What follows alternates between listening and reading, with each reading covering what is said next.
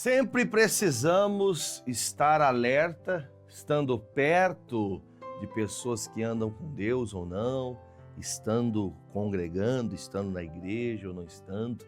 Nós precisamos sempre estar em estado de alerta, sempre estar atentos, porque está descrito em Hebreus que nós estamos rodeados de uma tão grande nuvem de testemunhas.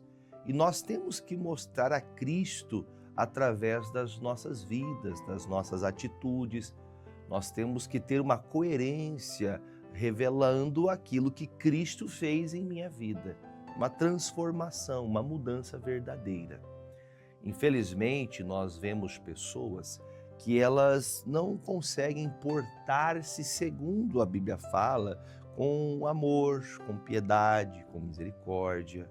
Muitas vezes não consegue guardar a língua na boca, às vezes fala de coisas ou de maneira que acaba até mesmo fazendo que a pessoa dê um descrédito ao Evangelho por conta da forma que este cristão vive. Você é cristão? Agora eu quero abrir um parênteses aqui e falar com você que é cristão. Porque todo cristão é aquela pessoa que procura viver como Jesus Cristo viveu. E quando falamos viver como Jesus Cristo, não é para você se sacrificar, para você estar pregado numa cruz. Não, não é nesse sentido. Mas viver como Jesus é andar como ele andou. É você orar pelos enfermos, expulsar os demônios, ser uma pessoa que enxerga a necessidade do próximo e estender a mão sem esperar algo em troca. Você olhar com bondade, olhar para o pecador e ao invés de condená-lo e trazer sempre uma palavra que vai ajudar aquela pessoa a se libertar, andar como Jesus, caminhar como o Senhor, sempre disposto a fazer a obra, nunca se sentindo pesaroso em fazer algo que seja benéfico para o reino de Deus. Jesus estava sempre disposto a fazer o bem. Mas algumas pessoas, elas estão dispostas a fazer o bem dependendo do lugar onde ela está. Se ela está num ambiente onde ela precisa demonstrar que ela é uma pessoa santa, que é uma pessoa da igreja, ela até traz confete, para si mesmo, fala bem de si mesmo. Aquela pessoa que ela fala, não, porque eu faço isso, eu faço aquilo, porque hoje eu orei, porque hoje eu fiz isso, porque hoje eu fiz aquilo, e assim por afora vai. Mas também tem aquela pessoa que ela é uma pessoa que, tanto perto quanto longe, onde ela estiver, ela vive para demonstrar a face de Jesus. O apóstolo Paulo chega a dizer a carta que ele enviou aos Coríntios, ele disse que nós somos uma carta aberta. Nós estamos como uma carta aberta à disposição de qualquer pessoa, porque uma carta aberta qualquer um pode ler. Vamos pensar nesse texto de Paulo para entrar aqui nos textos que vamos ler em Filipenses. Nós temos que entender, o Paulo chama a atenção da igreja de Filipenses, nesse texto que ele envia essa carta para a igreja. Ele está distante e ele está enviando essa carta com a intenção de ensinar, de agradecer, é uma carta de agradecimento aos filipenses, é uma carta também de cuidado, de zelo de Paulo em favor dessa igreja, mas ele está com o coração também entendendo que precisa chamar a atenção de alguns. Algumas pessoas, elas, se não forem chamadas atenção sempre, elas facilmente se perdem. Algumas pessoas precisam sempre do chamado empurrãozinho, sabe? Quando a pessoa precisa ser empurrada, porque senão ela acaba desistindo, desanimando. Então, por isso, Paulo fala aos Filipenses, aqui no versículo de número 12, do capítulo 2, pretendo chegar até o versículo 18, ele disse assim aos Filipenses, de sorte que, meus amados, assim como sempre obedeceste, ou seja, O que eu lembro de vocês, igreja de Filipenses, que vocês sempre foram obedientes, sempre foram solícitos às palavras ministradas ao coração de vocês. Não só quando na minha presença, eu sempre soube que vocês obedeceram. Eu nunca tive algo para falar contra o que vocês ouviam e vocês sempre obedeciam. Mas muito mais agora na minha ausência. Assim, também, olha que coisa séria, operai a vossa salvação com temor e tremor. Então, o Paulo fala, gente, eu sempre soube que vocês, sempre que estive com vocês presencialmente, vocês foram obedientes, vocês eram solícitos, você quando estava, sabe aquela criança, que é uma criança perto do pai e longe do pai é outra coisa? Sabe aquela pessoa que perto do marido ou perto da esposa é de um jeito e longe é de outro jeito? Sabe aquela pessoa que ela é meio que camaleão? Já viu falar do camaleão? O camaleão ele consegue, ele tem na sua base, na característica de ele também se adaptar no lugar que está. Ele muda de cor, né? Ele se adapta ao lugar onde está, até mesmo que para ele é uma proteção para o animal. Mas não pensando no animal, pensando naquele que se faz de camaleão, que muda de acordo com o lugar onde está, que vai se adaptando ao lugar, né? E nós aprendemos pela boca de Cristo. Jesus disse assim, numa oração a Deus, Pai, todos que o Senhor me deu, nenhum deles eu perdi, a não ser aquele que é o filho da perdição, para se cumprir o que estava escrito. Só que ele também diz assim, cuide deles, Senhor, porque eles estão neste mundo, inclusive o mundo que nós vivemos, mas eles não pertencem a este mundo.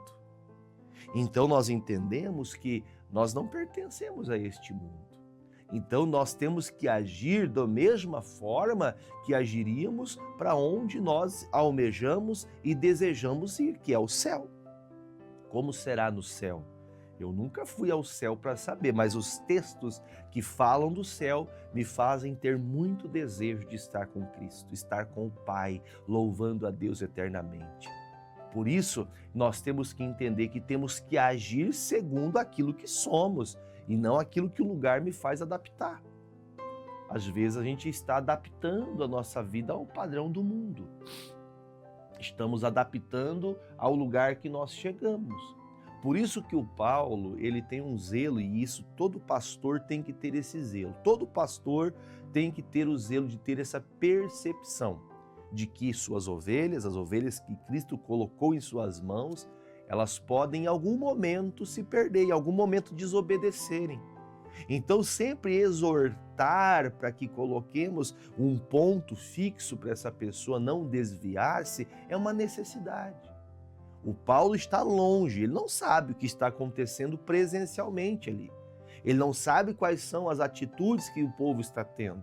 Mas ele tem o zelo de falar, gente, olha, eu sempre presencialmente com vocês sempre foram obedientes.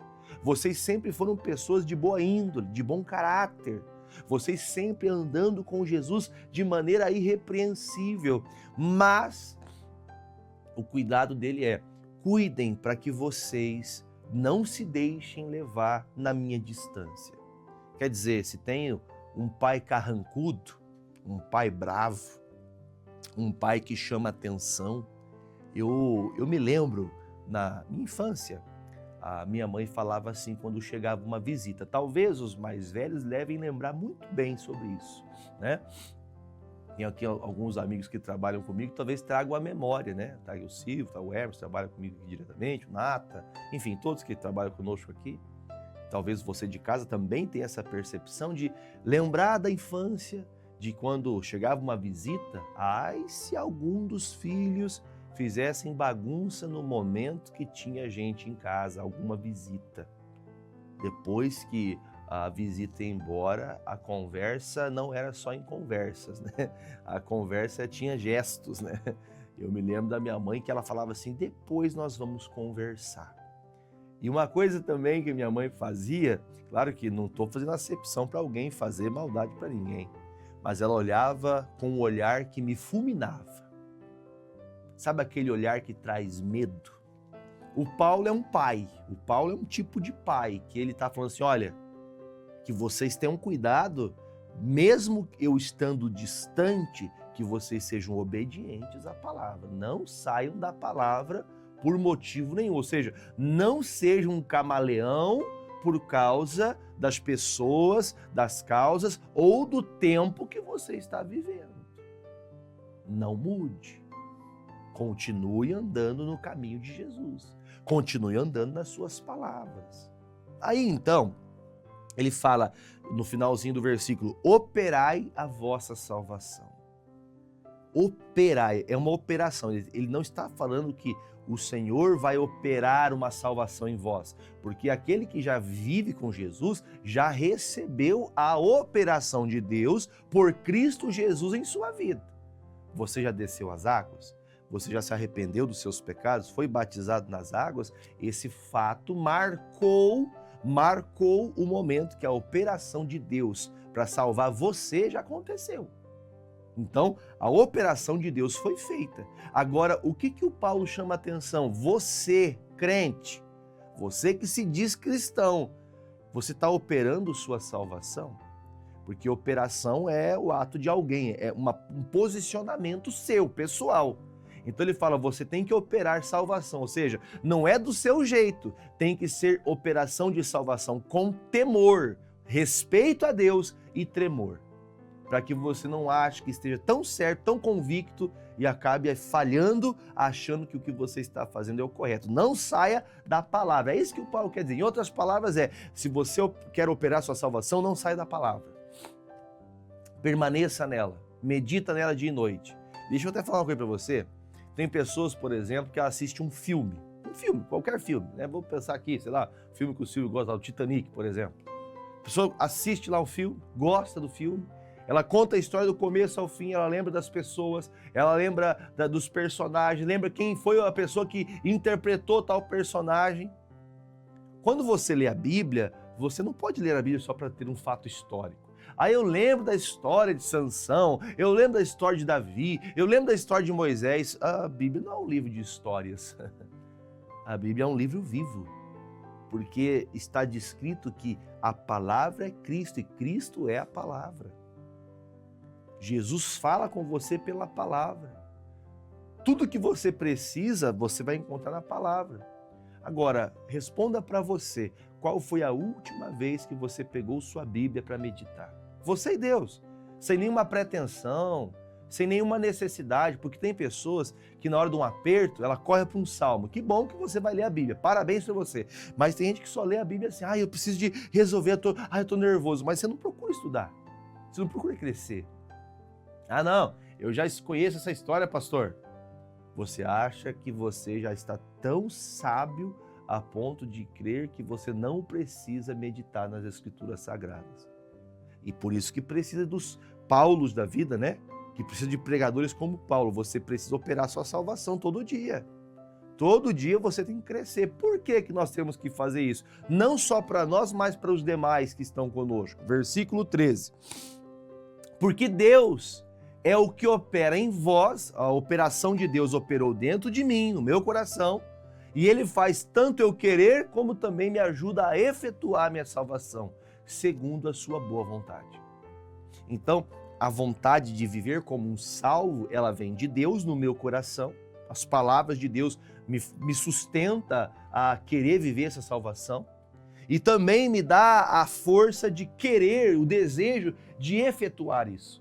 Veja que coisa séria aqui, que o próprio Cristo, à medida que você vai conhecendo, à medida que você dá liberdade para Ele, Ele faz você sentir esse desejo, de você querer mais e mais, de você efetuar segundo a vontade de Deus, não segundo a sua vontade.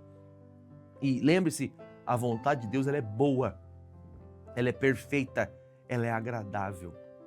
Agora, se não bastasse isso, Ele chama a atenção mais uma vez, o versículo 14, fazei todas as coisas sem nenhuma murmuração e sem briga.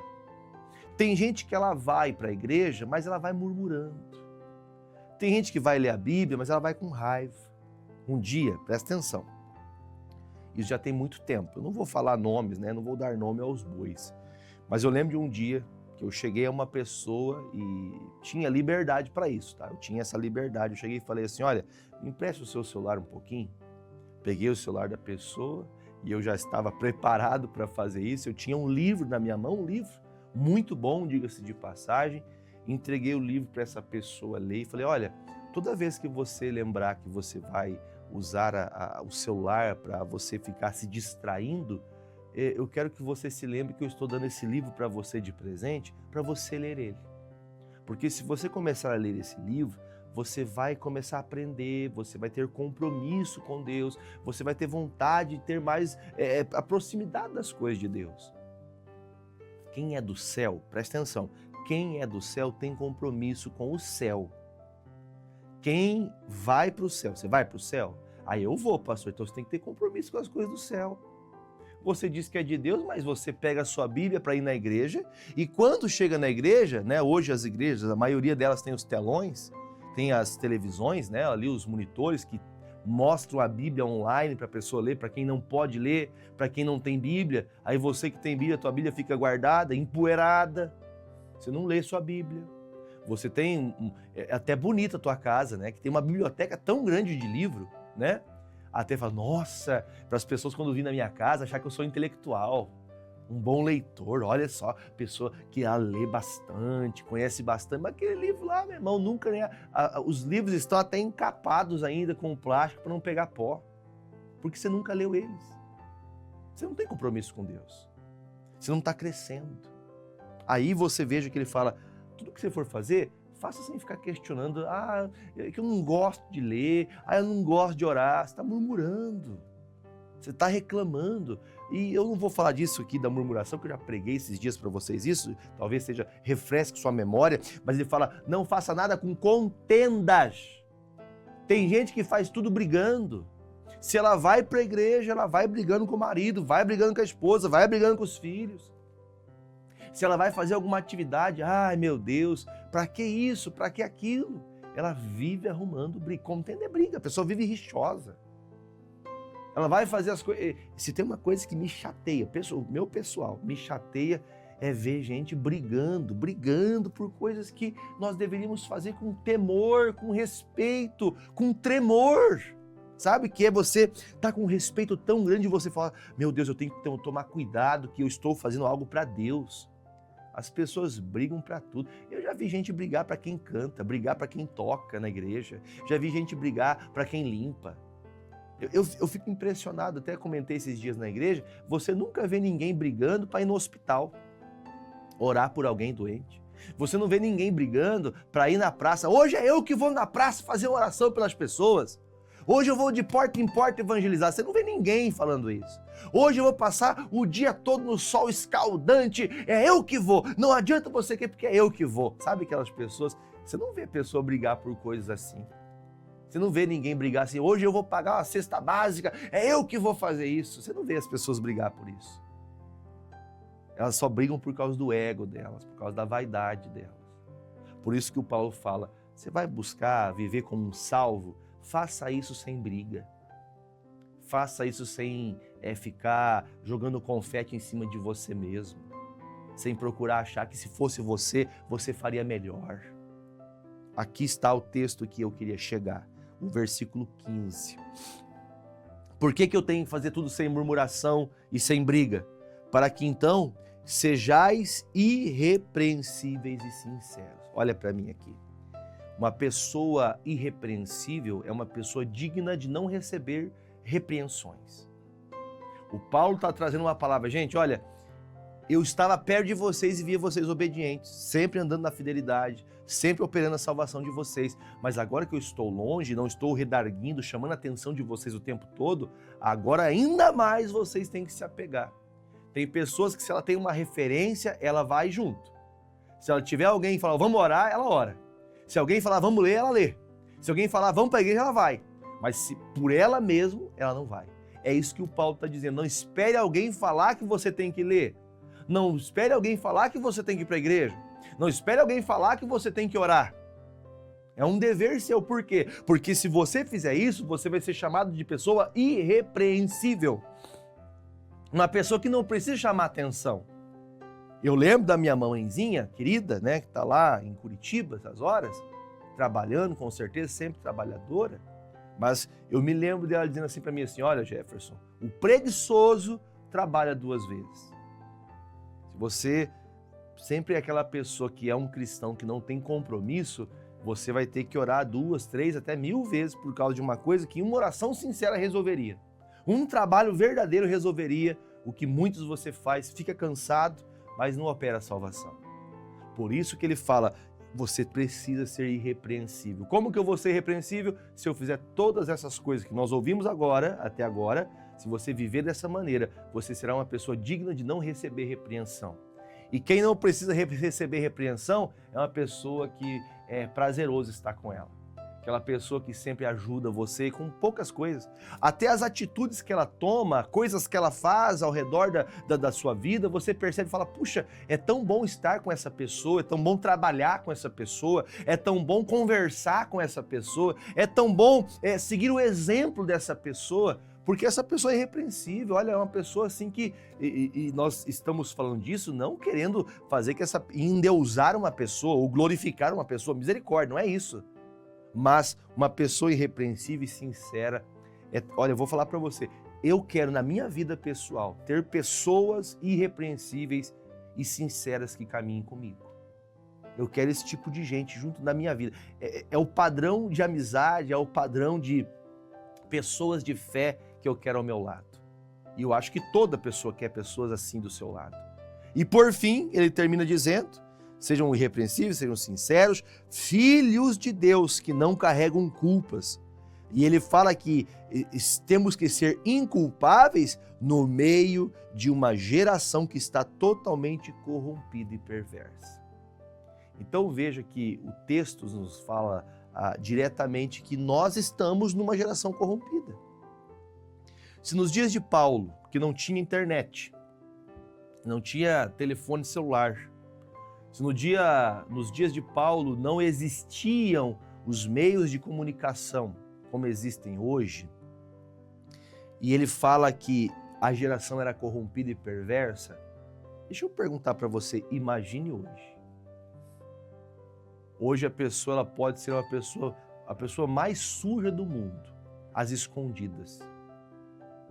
Ela pode ser uma pessoa pervertida sem ninguém saber, sem ninguém nunca nem notar. As tecnologias, ela vai achando que está tudo certo, mas não está. Por isso ele fala que no meio de uma geração corrompida vocês estão. Se nos dias de Paulo a geração era corrompida, nos dias de Paulo as pessoas elas viviam em orgias, em caso de adorarem a deuses, né? Até mesmo em praça pública. Quem assistiu o Paraná da Graça hoje ouviu o pastor Fernando comentando de pessoas que tinham o cuidado de dar a vida de crianças a um deus chamado Moloque, para poder trazer fertilidade, para poder trazer plantações boas. De onde essas pessoas tiravam essas coisas? Se nesse tempo havia perversidade, nos dias de hoje muito mais. Porém, uma perversidade que ela é sorrateira. Você não percebe essa maldade, você não nota essa peçonha que vai entrando nos seus ouvidos. Por isso, cuidado, porque a geração é má e cada vez mais perversa. Por isso você tem que ser uma pessoa incorruptível, que não se corrompe com o mundo. Termino agora, você e eu, nós devemos, entre a qual, ou seja, no meio desses corrompidos, nós precisamos resplandecer como uma estrela, brilhar de verdade no meio desse mundo escuro, de tanta podridão. Nós temos que mostrar a diferença de andar com Jesus. Sempre fazendo o quê? Retendo a palavra da vida. A palavra da vida é a palavra de Cristo, a palavra da ressurreição, a palavra da salvação, para que no dia, D maiúsculo, dia da salvação, dia de que Cristo vier nos buscar, possa gloriar-me de não ter corrido em trabalho em vão. Sabe o que ele está dizendo? Eu quero chegar no último dia e não ter chegado até vocês em Filipos e pregado de graça. Eu não quero saber que no último dia que eu receber a coroa da salvação, eu ficar sabendo que vocês perderam a salvação de vocês, porque ele está dizendo, olha, eu quero que esse dia chegue e eu quero receber do trabalho que um dia eu pude passar aí, falar de Jesus, demonstrar com amor, com obras, com operações, com o poder de Deus. Bom é saber, você que me assiste agora, você que está me acompanhando, todo dia você acompanha essa mensagem, todo dia você está aqui nesse programa, seja em qualquer hora que for, ou em outro momento, ou no corte dessa mensagem, que sempre está para você também na internet, eu ficarei muito feliz em saber que no último dia você também, o dia de Cristo, você foi salvo. Aí provou que todas as madrugadas, os cansaços, os dias difíceis, os dias de solidão, os dias de aperto, os dias de busca incansável em favor de você que está em casa. Oro de verdade com toda a minha alma, todo o meu espírito, com toda a minha força, para que você que acompanha essa programação seja salvo. Talvez nós nunca vamos se enxergar rosto diante um do outro, porque talvez nós nunca vamos se ver. Talvez você é de outra denominação, de outra igreja. Mas a minha alegria é saber que eu não estou trabalhando em vão, que tem pessoas que realmente receberão salvação através dessa pregação, deste ensinamento, dessas orações. E não me canso de falar do amor de Deus. Termino agora, 16, né? 17.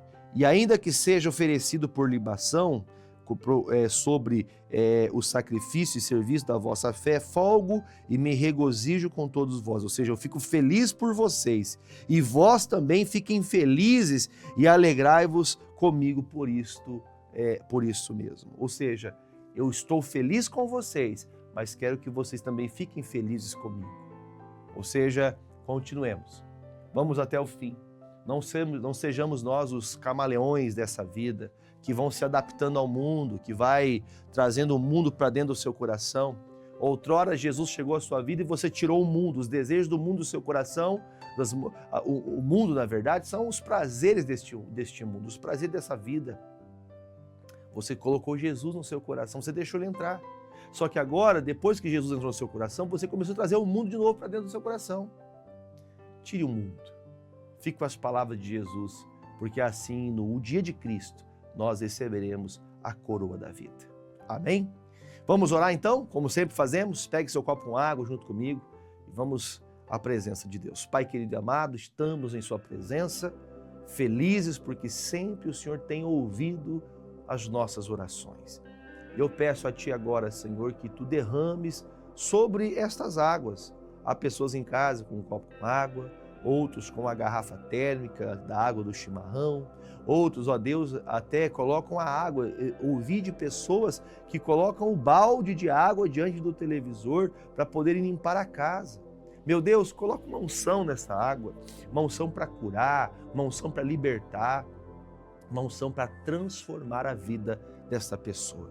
Meu Deus, aqueles que estão acamados, doentes, aqueles que estão em casa sofrendo de dores, pessoas com sequelas de tantos problemas, sequela de acidente, sequela de uma cirurgia, pessoa que está com a sequela do Covid. Jesus, entra com o teu poder agora e desfaça todo este mal, a sequela de uma leucemia, a sequela de um câncer. Jesus, que quando essa pessoa beber desta água, ela seja livre de todo mal, que ela seja curada, que ela seja liberta de tudo que não presta, em nome de Jesus. Se você crê, diga eu creio e beba desta água junto comigo.